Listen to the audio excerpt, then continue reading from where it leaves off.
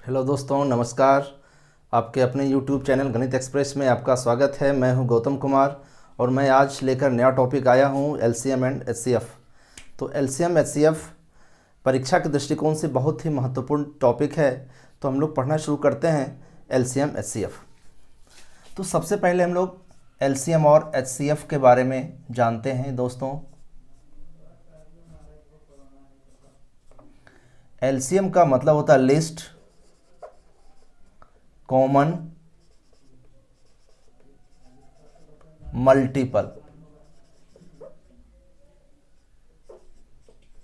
और HCF का मतलब होता है हाईएस्ट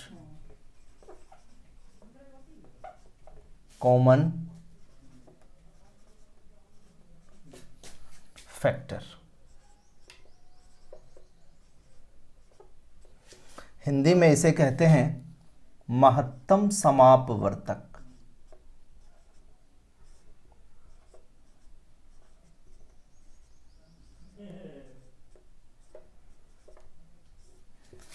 और लिस्ट कॉमन मल्टीपल का मतलब होता है लघुत्तम समापवर्त।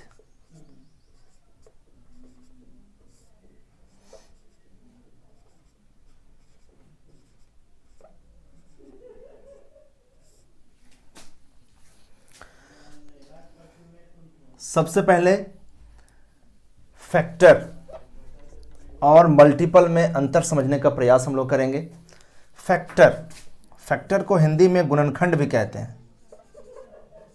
फैक्टर का मतलब होता है गुणनखंड।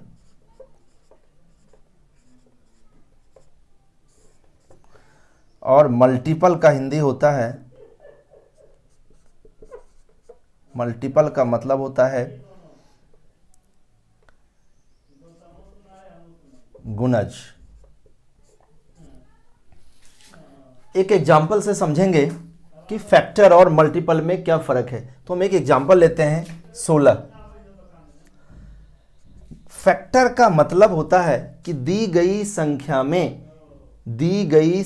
में जिन जिन संख्या से भाग लगे वह दी गई संख्या का फैक्टर कहलाता है या गुणनखंड कहलाता है। जैसे 16 में किससे किससे भाग लगता है दोस्तों? 1 से, 2 से, 4 से, 8 से और खुद 16 से। तो हम कहेंगे 16 का गुणनखंड क्या है? 1, 2, 4, 8 और 16। यदि मल्टीपल की बात होती है तो 16 का मल्टीपल का मतलब हुआ, मल्टीपल का सीधा मतलब है कि दी गई संख्या से जिन जिन संख्याओं में भाग लगे वह दी गई संख्या का गुणज या मल्टीपल कहलाता है। और एक बात ध्यान रखना है दोस्तों, गुणनखंड जब भी होगा तो दी गई संख्या से या तो छोटा होगा या संख्या के बराबर होगा। लेकिन यदि मल्टीपल की बात करते हैं तो मल्टीपल या तो दी गई संख्या के बराबर होगा या इससे बड़ा होगा। तो मल्टीपल का मतलब है कि दी गई संख्या से जिन जिन संख्याओं में भाग लगे। तो 16 से किस में भाग लगेगा? 16 में 32, 48, 64, ये अनंत तक जाएगा। मतलब बहुत सारी संख्याएं हैं, अनंत तक जाएगी, जिसमें 16 से पूरा पूरा भाग लग सकता है। तो किसी भी संख्या का फैक्टर जो लिमिटेड नंबर में होता है और इसका जो मल्टीपल होगा वह इनफाइनाइट होता है, अनलिमिटेड होता है। तो सबसे पहले हम परिभाषा समझने का प्रयास करेंगे। LCM और HCF की परिभाषा हम पहले समझते हैं। LCM की परिभाषा यानी लघुत्तम समापवर्त की परिभाषा क्या होती है? तो LCM हम कहते हैं कि वह छोटी से छोटी संख्या, क्या कह रहे हैं हम? वह छोटी से छोटी संख्या जिसमें दी गई संख्या से पूरा पूरा भाग लग जाए तो वह दी गई संख्या का LCM कहलाती है। और यदि हम HCF की बात करें तो HCF की परिभाषा क्या होगी?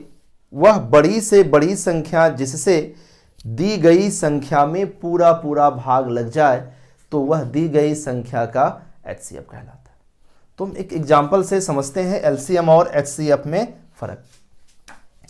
तो हम एक एग्जाम्पल लेते हैं दोस्तों, 16, 48 और 60। 16, 48 और 60। तो इसका हम सबसे पहले एलसीएम निकालेंगे और फिर एचसीएफ निकालेंगे। वैसे तो एलसीएम निकालने का कई तरीका है। सबसे पहले तरीका आप लोगों ने देखा होगा, बचपन में भी आप लोगों ने पढ़ा होगा, भाग विधि से एलसीएम निकाला जाता है। तो भाग विधि से एलसीएम आप सब जानते ही होंगे। उसके बाद दूसरा तरीका है गुणनखंड विधि से। तो गुणनखंड विधि से या फैक्टर मेथड से हम निकालने का प्रयास करेंगे एलसीएम। तो हम सबसे पहले फैक्टर मेथड से निकालेंगे एलसीएम। फैक्टर मेथड से निकालने का तरीका है दोस्तों, जो संख्या दी हुई है इसका हम लोग फैक्टर निकालेंगे प्राइम फैक्टर के रूप में। तो 16 को हम लिख सकते हैं 2 का पावर 4, 48 को लिखेंगे 2 का पावर 4 16 गुना 3 का पावर 1 48, और 60 को हम लिख सकते हैं 2 का स्क्वायर 4 गुना 3, 4 तिया 12 और गुना 5।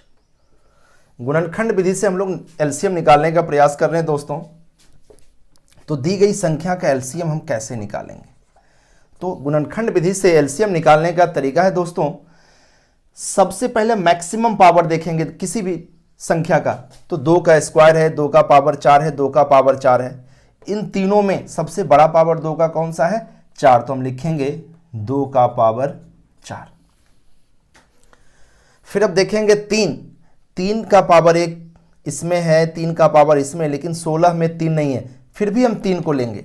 तो 3 का पावर 1, यदि इसका पावर 2 होता तो 2 लेते, पावर 3 होता तो मैक्सिमम पावर लेना, ये ध्यान रखना है। और फिर 5 का पावर 1, इसको गुना करेंगे 16 गुना 15, 16 5 80, 16 8 24, 240। और यदि हम इनका एचसीएफ निकालें तो इनका एचसीएफ होगा, तो दोस्तों आपको ध्यान रखना है एलसीएम में क्या कर रहे हैं हम लोग, मैक्सिमम पावर को लिख रहे हैं, उसके बाद जो बच गया सारे को लिखेंगे। और इसमें एचसीएफ में हम इन तीनों में जो कॉमन होगा वही इसका एचसीएफ होगा। तो देखिए दोस्तों 5 केवल 60 में है, 48 और 16 में 5 नहीं है, तो 5 नहीं कॉमन, तीनों में कॉमन होना चाहिए।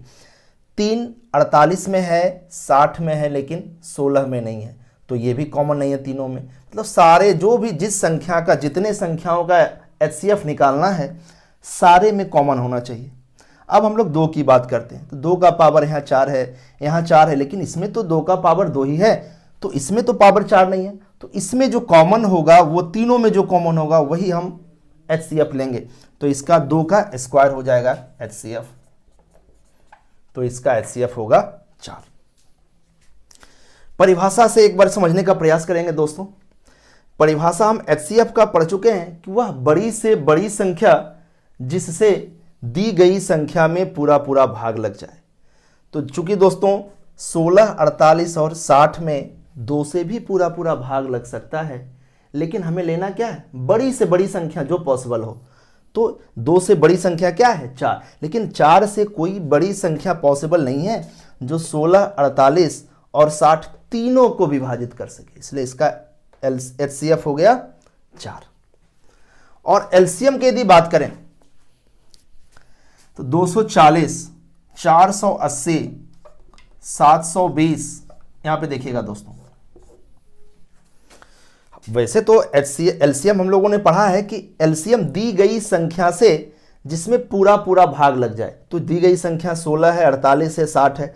16, 48, 60 में 240 से भी पूरा 240 में भी पूरा पूरा भाग लगेगा।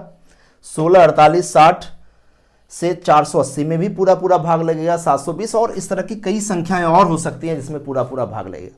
लेकिन यदि हम एलसीएम की बात करें तो लिस्ट नंबर, हम लोग क्या पढ़ चुके हैं, लिस्ट कॉमन मल्टीपल, तो जो इसमें सबसे छोटी संख्या होगी वही होगा एलसीएम। ठीक है दोस्तों। तो चूंकि 240, 480 और 720 इन तीनों संख्याओं या और भी इससे अधिक संख्याएं पॉसिबल है जिसमें 16, 48 और 60 से भाग लग सकता है, लेकिन हम लोगों ने परिभाषा में देखा एलसीएम का मतलब है कि वह छोटी से छोटी संख्या जिसमें दी गई संख्या से पूरा पूरा भाग लग जाए। तो इसमें हमें सबसे लीस्ट नंबर छोटी जो संख्या है उसे लेना है, बाकी को हम नहीं लेंगे। तो इसका एलसीएम क्या होगा, 240। तो दोस्तों हम लोगों ने देखा एलसीएम कैसे निकाला जाता है फैक्टर मेथड से, लेकिन फैक्टर मेथड से भी एक आसान शॉर्टकट मेथड हम लोग देखेंगे। एलसीएम को शॉर्टकट विधि से जल्द कैसे निकाला जा सकता है उसका तरीका हम देखेंगे दोस्तों। तो इसका निकालने का तरीका क्या वो अभी हम लोग सीखेंगे। तो सबसे पहले हमें देखना है सबसे बड़ा नंबर क्या है। शॉर्टकट मेथड से हम लोग निकालेंगे एलसीएम।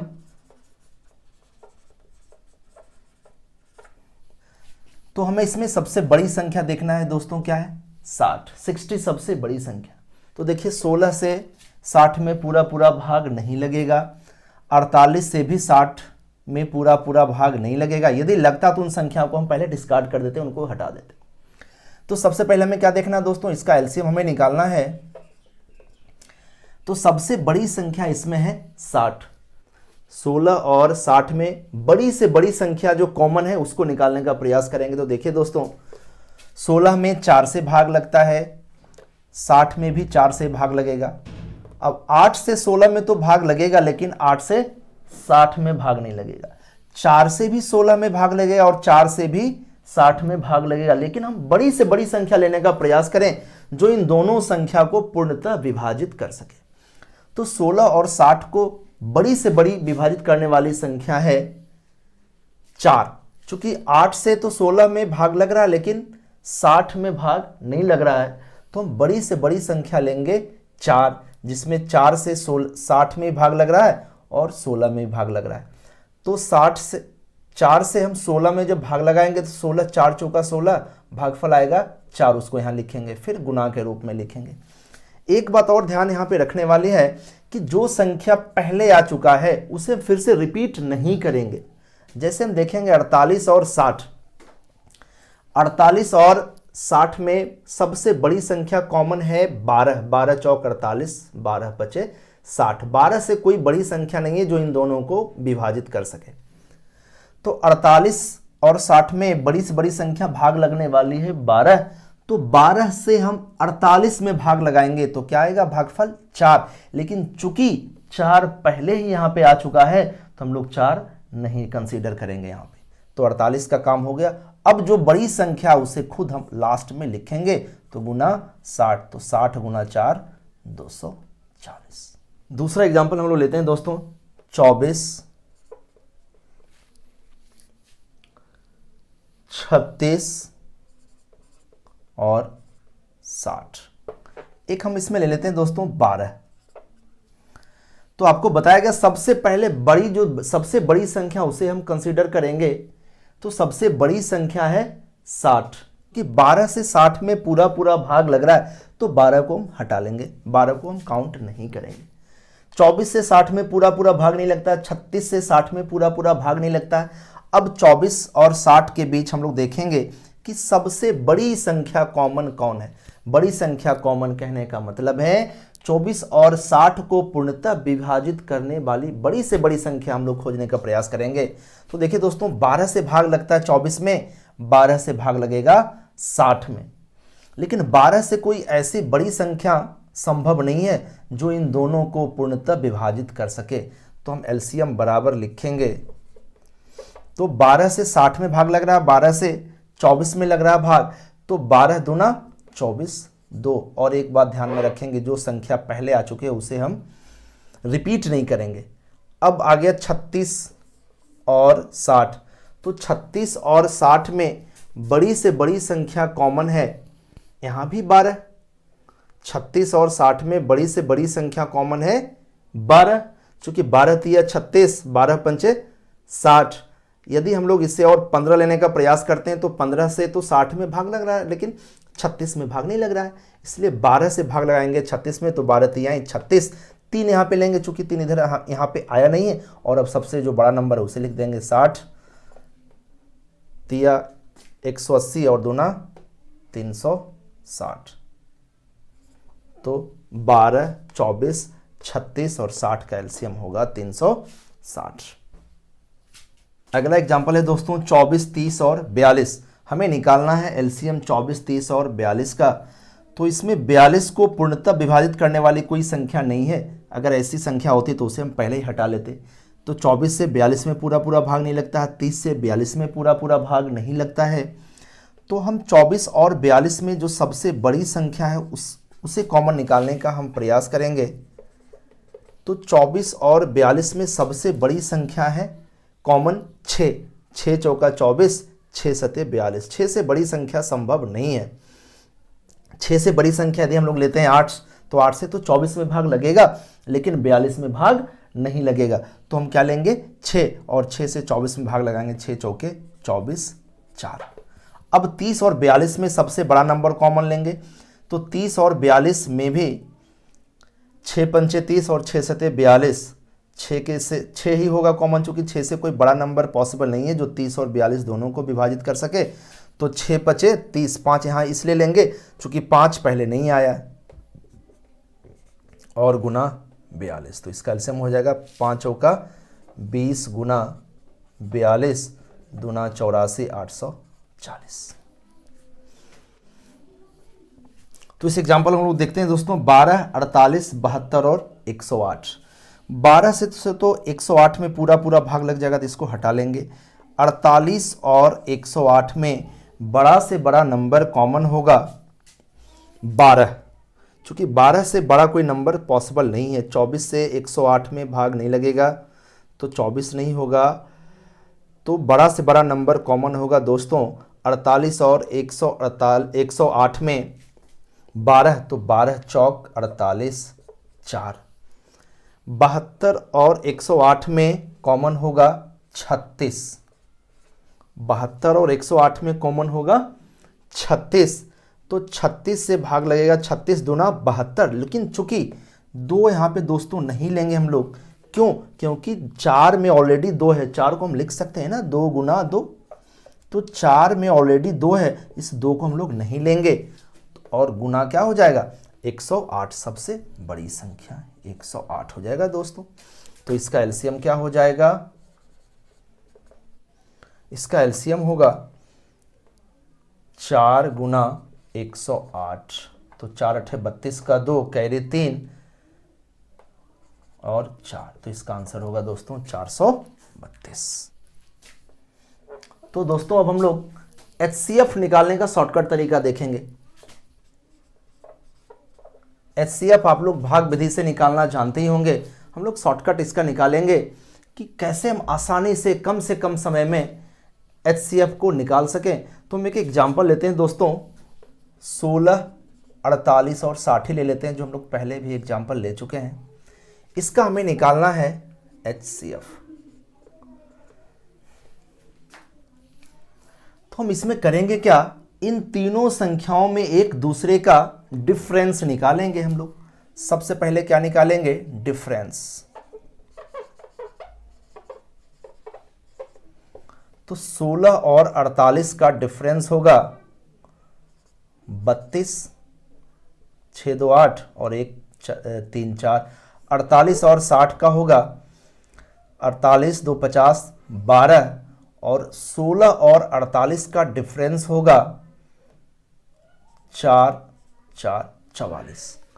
तो दोस्तों 48 और 16 का डिफरेंस है 32, 48 और 60 का डिफरेंस है 12, 16 और 60 का डिफरेंस है 44।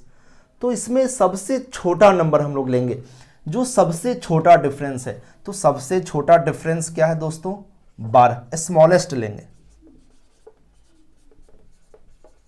स्मॉलेस्ट डिफरेंस यहां पे क्या है? 12। अब या तो 12 इसका एचसीएफ होगा या इसका फैक्टर में से कोई एक होगा। 12 का कोई फैक्टर हो जाए या 12, हम चेक करेंगे। यदि 12 से इन तीनों संख्याओं में पूरा भाग लग जाए तो इसका एचसीएफ 12 होगा, अन्यथा इसका फैक्टर। तो हम चेक करते हैं दोस्तों, 12 से 60 में भाग लग रहा है, 48 में भाग लग रहा है, लेकिन 16 में भाग नहीं लग रहा है। तो इसका फैक्टर हम लोग क्या क्या लिख सकते हैं? 4 गुना 3, 2 गुना 6। वैसे भी हम जानते हैं दोस्तों कि एचसीएफ होती है बड़ी से बड़ी संख्या, तो हम लोग 6 से प्रयास करेंगे, चेक करेंगे पहले कि 6 से इसमें तीनों में भाग लग रहा है या नहीं लग रहा है। तो 6 से 16 में भाग नहीं लग रहा है, तो 6 भी एचसीएफ नहीं होगा। अब हम प्रयास करेंगे दोस्तों 4 से। तो 4 से भाग लग रहा है 16 में, 4 से भाग लग रहा है 48 में, 4 से भाग लग रहा है 60 में, तो इसका एचसीएफ क्या हो जाएगा? 4। एचसीएफ दी गई संख्या, जितनी भी संख्या है सारे को विभाजित करेगा एचसीएफ। तो 4 16 को भी विभाजित कर रहा है, 48 को भी कर रहा है और 60 को भी कर रहा है, इसलिए इसका आंसर क्या होगा दोस्तों 4। तो हम एक दूसरा एग्जांपल लेते हैं, 24, 36 और 60। तो हमें निकालना है दोस्तों अंतर। जब भी अंतर लेंगे छोटा से छोटा, सबसे छोटा अंतर, सबसे स्मॉलेस्ट डिफरेंस हम लोग लेंगे। तो इसमें 24 और 36 का डिफरेंस है 12, 36 और 60 का डिफरेंस है 4 और 2, 24,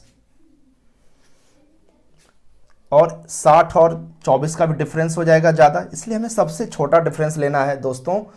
तो यहाँ पे डिफरेंस क्या आ गया 12, डिफरेंस आ गया 12। चूंकि 12 से 24 में भाग लग रहा है, 36 में भी लग रहा है और 60 में भी लग रहा है, तो इसका आंसर हो जाएगा HCF भी 12। तो अब ये दोस्तों एग्जांपल है 204, 1190 और 1445। अब ये तो बड़ा बड़ा नंबर है, इसको इतनी आसानी से निकाला नहीं जा सकता, लेकिन हम लोग शॉर्टकट लगाएंगे और बहुत ही जल्दी इसका आंसर हम लोग निकाल लेंगे। तो सबसे पहले दोस्तों हम अंतर निकालेंगे और अंतर भी सबसे छोटा होना चाहिए। तो देखिए 204 और 1190 का अंतर ज़्यादा होने वाला है, 1190 और 1445 इसका अंतर कुछ कम होगा, 204 और 1445 का अंतर भी बहुत ज़्यादा हो जाएगा। तो यहाँ पे हमें साफ साफ दिख रहा है दोस्तों कि 1190 और 1445 का ही अंतर सबसे कम होगा। तो हम इनका अंतर निकालेंगे, बेकार में सारे का अंतर निकाल के हम लोग टाइम वेस्ट नहीं करेंगे। तो 1190 और 1445 का अंतर निकालेंगे, 5, 14 में से 9 घटेगा 5 और 11, 2 13, 255। अब हम लोग दोस्तों 255 से यहाँ पे भाग लगाना थोड़ा सा टफ है, चेक नहीं कर पा रहे हैं। वैसे तो साफ साफ दिख रहा है कि 204 में भाग नहीं लग रहा है, तो हम इसका फैक्टर हम निकाल लेंगे। तो 255 को हम लिख सकते हैं 5 गुना 5 25 25, 51 और छोटा कर दें तो 5 गुना 3 गुना 17। तो अब चेक करना आसान हो गया। यहाँ पे पहले हम चेक कर लेंगे कि 5 से तीनों में भाग लग रहा है या नहीं लग रहा है। तो 204 में सीधा सीधा भाग पता चल रहा है कि नहीं लग रहा भाग। तो ये विभाज्यता का नियम, इसके लिए आपको जानना जरूरी है दोस्तों। विभाज्यता का नियम 5 का होता है, यदि किसी संख्या के इकाई स्थान पे 0 या 5 हो तो इसमें से भाग लग रहा है, इसमें भाग लग रहा है, लेकिन यहाँ पे 0 या 5 नहीं है, इसलिए इसमें 5 से भाग नहीं लग रहा है। तो 5 तो इसका HCF नहीं हो सकता दोस्तों। अब हम 3 से चेक करेंगे। तो 3 से विभाज्यता का नियम है कि संख्या के अंकों का योग यदि 3 से विभाजित हो जाए तो संख्या में पूरी भाग लग जाएगा, 3 से पूरा भाग लगेगा। तो 4 और 2 6, तो 3 से तो इसमें भाग लग जाएगा। 9 1 10, 1 11, 9 2 11, 11 में 3 से भाग नहीं लगता, इसलिए इसमें भाग नहीं लगेगा, इसलिए इसका 3 भी HCF नहीं होगा। अब दोस्तों हम लोग चेक करते हैं 17। तो 17 से भाग लगता है या नहीं ये हम चेक करेंगे। तो 17 एक बार में 3, 17 दूना 34, इसमें भाग लग रहा है।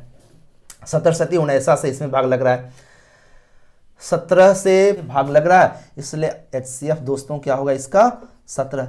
तो देख रहे हैं कितनी ही आसानी से हम इन तीनों संख्याओं का HCF निकाल सकते हैं। तो अगला एग्जाम्पल देखते हैं दोस्तों।